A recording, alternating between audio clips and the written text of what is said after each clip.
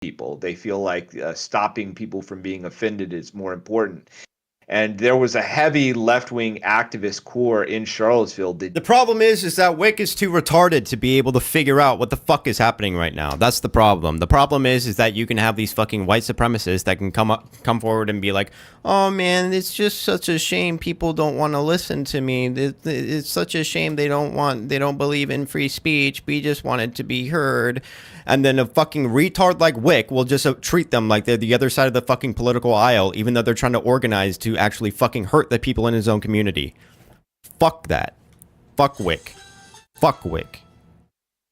Did not want this rally to take place. They didn't. He's pathetic. He's a coward. And all the fucking soying out that he was doing about all the fucking anti-Semites on Twitter and all the fucking like blood libel screaming and all that shit, all performative just because he wants to be viewed as a principled person. He is not a principled person.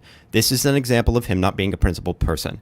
I highly doubt we're going to be seeing that Wick today. No, he's going to platform a fucking neo-Nazi to sell his fucking book to his own fucking audience and then complain about white supremacists on Twitter later on. Fuck you.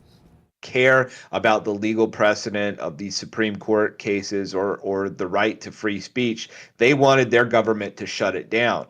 And essentially the government caved to that position. There was a independent review conducted by a former federal prosecutor named Tim Heaphy, who was actually hired by the city of Charlottesville after the event.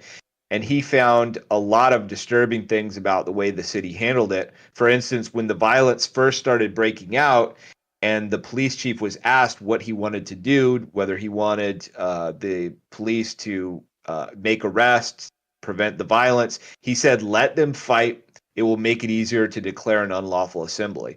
So that is the key to the whole thing, is that there have been many controversial free speech events that where violence was minimal or non-existent. In this case, there was a lack of a commitment by the authorities to protect the event. And that is what led to violence, was the police allowed the chaos to happen as a pretext to shut down the event. Now, I could not control that. There's nothing I could do about that. The one thing I could control is, control the flow of my people into that protest area. And I didn't have control over that because I had essentially a mutiny against me during the event by people like Richard Spencer and his lieutenant at the time, a guy named Elliot Klein. And they were spreading rumors that I was Jewish to basically undermine me. Yeah, just to be clear, just to pick on that for a moment, you were saying that because of Ezra Klein, was that the name you used, and Richard Spencer, that they basically took the reins from you? Not Ezra Klein. I'm sorry. Ethan Klein. Ezra Klein is like a media figure. Yeah. It was a guy named Eli Mosley, Elliot Klein, who was one of the leaders of a group named Identity Europe at the time.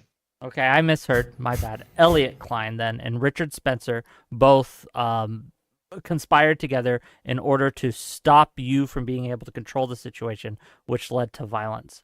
One question on that, right? You talked about like the right not to be offended and things like that, and I understand that, but I would be remiss if I didn't ask. You understand that the ideology of white nationalism and some of the